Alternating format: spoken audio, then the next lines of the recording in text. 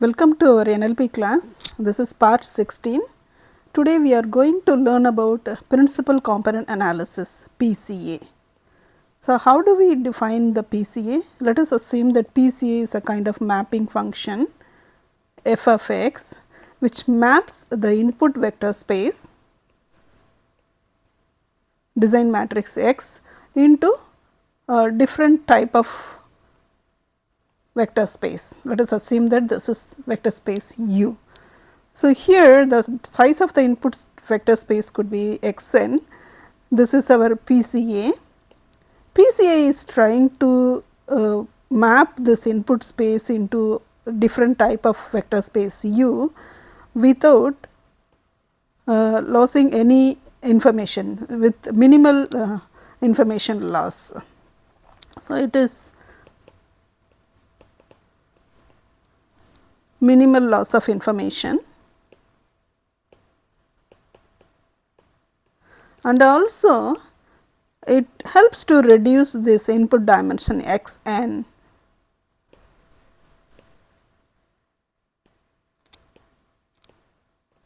Dimension of the input vector space X, and also it helps to remove the multicollinearity in the input space.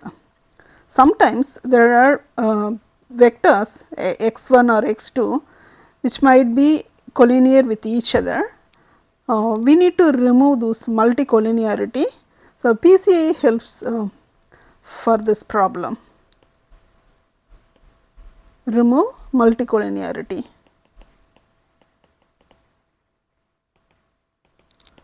And next one is it helps for feature extraction in NLP model, feature extraction, and also it is very useful for any supervised and unsupervised machine learning models, unsupervised and supervised ML models or NLP models. Let us assume that it is an NLP model. So, we will see one by one. What is the minimal loss of information? How do we define that loss of information? Let us assume that there is a house here. The house will have different type of features, the roof size, window design, and maybe length, width, and what is the shape of the house and what is the roof of the house. There are so many factors, those are all the input features, we call it as. And here in this direction we can see some other information from maybe a window. Let us assume that another example, there is a person, and here we can define that input features of this person, that with eye, ear, hair, neck and dress, all those information could be considered as an input features. Then how can we come up with that picture of these two images without the minimal loss of information? How do we capture that? Where do we need to keep our camera? So, this direction or here this direction? Where can we get the maximal information? So, here if this camera is angled towards the front view of this person or this house, we get the maximum information without the loss of information. So, here there are lot of features here, that is roof, window and all other informations, the design of the house. Here it is all the features like eyes, nose, mouth, ear, hair, all those information. So, all those information can be captured by just by one view. This is front view. Maybe the front view may capture maybe 85% of the information of this house and this person. Maybe this another view, side view, can capture maybe another 10% of the information of this house and person. So, here just by having two views, front view and side view, we can get 95% of the information. Now, instead of using all these input features like nose, ear and all those information, we can just have two information with this camera. One feature is called as front view, another feature is called as side view. Just by having these two features, we can define this information, input information. So, this is the information reduction and information capturing. So, we can use this example to understand this PCA. PCA is also trying to come up with that kind of different vector space. Those vector space are orthogonal to each other, which would help to capture this meaningful information without or minimal loss of information. So, this is how the principal component works. It is having its own vector space. Those vectors are orthogonal to each other, and these vectors are used to capture those maximum information from these input vector space. And also it helps to, I said that it helps to remove the multicollinearity in the input vector space. Remove multicollinearity in the input space.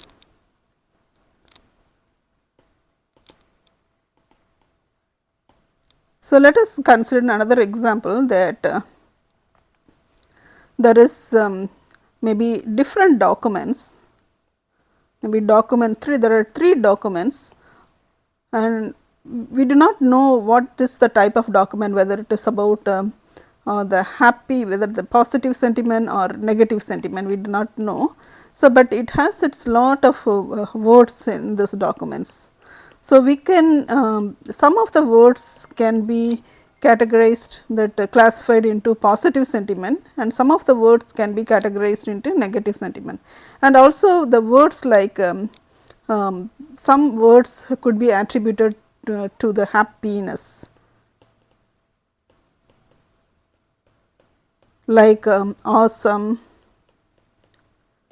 great, like those kind of words may be attributed towards the happiness. And another type of words like hate, boring,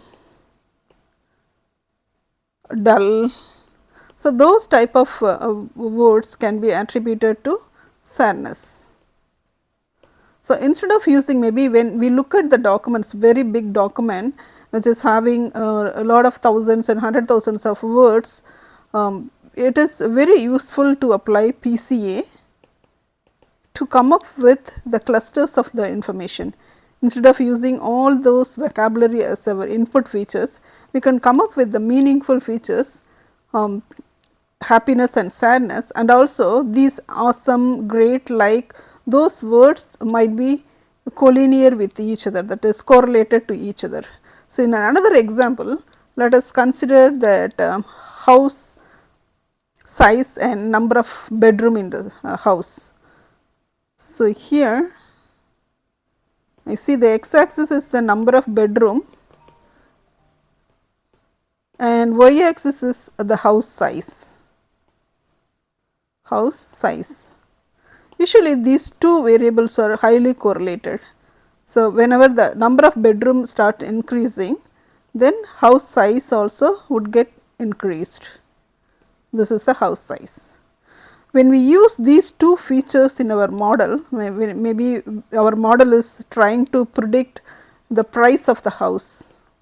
Some of the attributes like number of bedroom and house size, and then maybe kitchen size and backyard size, all those variable can be grouped together as a size feature size.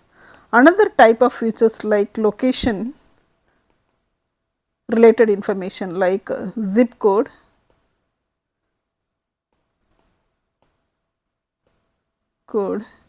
and then the area code, city name, all this information can be attributed towards location. So, when we use this number of bed and house size, these two features are highly correlated, which would actually create an issue when we train our logistic regression model. When we train our logistic regression model and we have that correlated features, then tuning the theta would be very difficult. So, the stability of the model would be in question. So, in order to avoid that, we need to avoid that multicollinearity. The PCA would what it does is it's come up with another vector such that whenever we project these houses on this new vector, there would be different projections. So, all the houses are projected on the space. Now, when we look at this new feature, this is size created by our principal component analysis PCA, then this feature can be used in our logistic regression model instead of number of bed and house size. This helps to remove multicollinearity problem in our NLP model or any machine learning model. And then next one is this PCA helps to extract meaningful features from the input vector space. Meaningful features from the input vector space. So, and also it is useful for supervised and unsupervised models. So, what is this unsupervised model?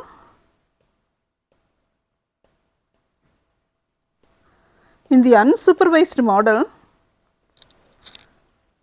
we do not know the target variable. We know only the input vector space x and we do not know what is y. Y is unknown. So, the classical example for NLP model would be grouping segmentation of the documents.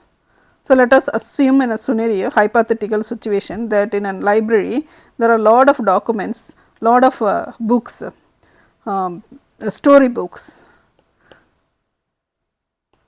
For some reason the cover page of those story books got damaged. So, there are thousands of books.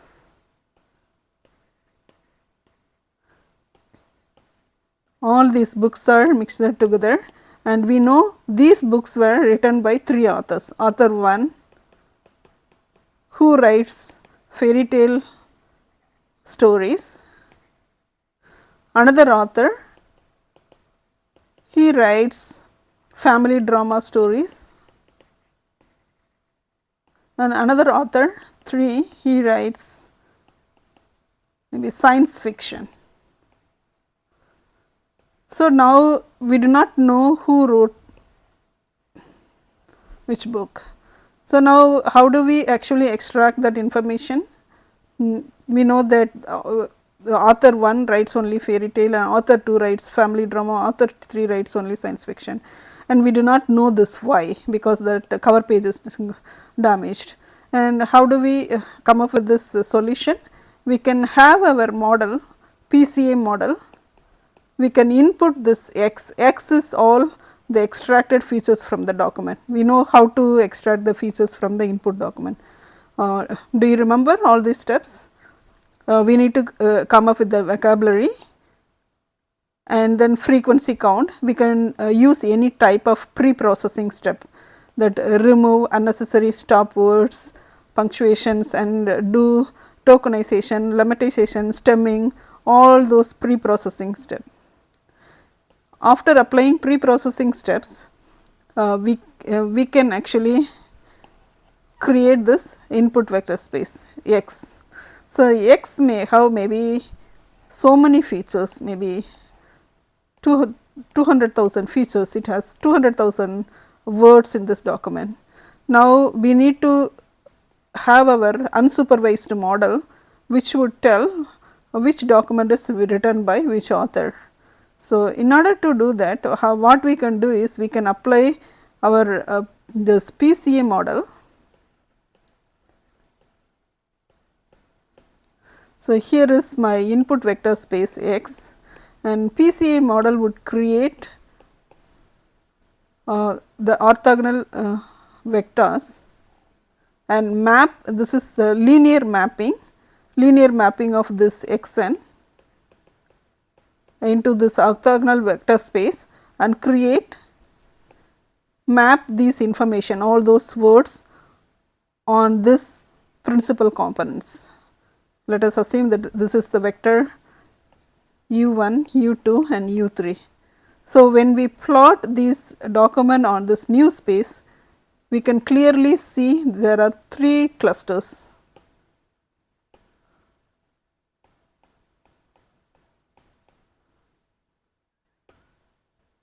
And by just looking at these clusters, we know that these documents are similar, and these stories are similar, and these stories are similar, and we know that this is attributed towards V1. V1 is related to fairy tale, and this space would be family drama, another would be science, so that science fiction. Then we can easily classify those documents and come up with who is we can find out the authors of those books. And another example for supervised machine learning model is sentiment analysis. PCA could be applied for sentiment analysis.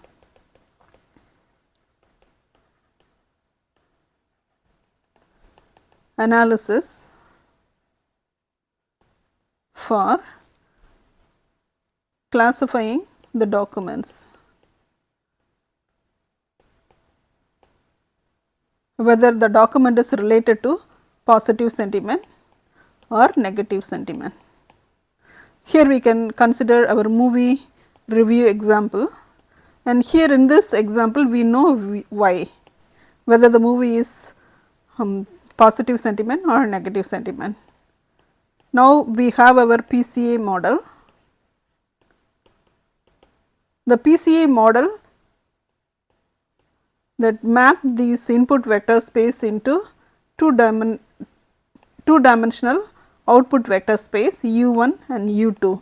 u1 might be related to positive sentiment and u2 might be related to negative sentiment.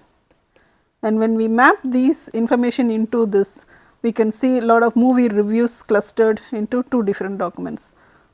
This one is movie review 1, movie review 2, movie review 3, movie review 100. So, these are clustered towards negative sentiment.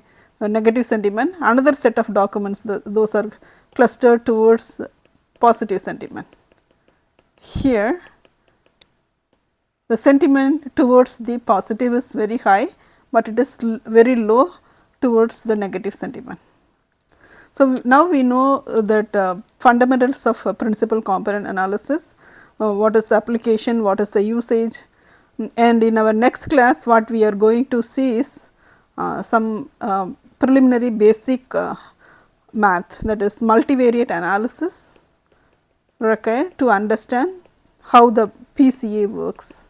So, in our next class we will see basics of multivariate analysis. Thank you. Bye.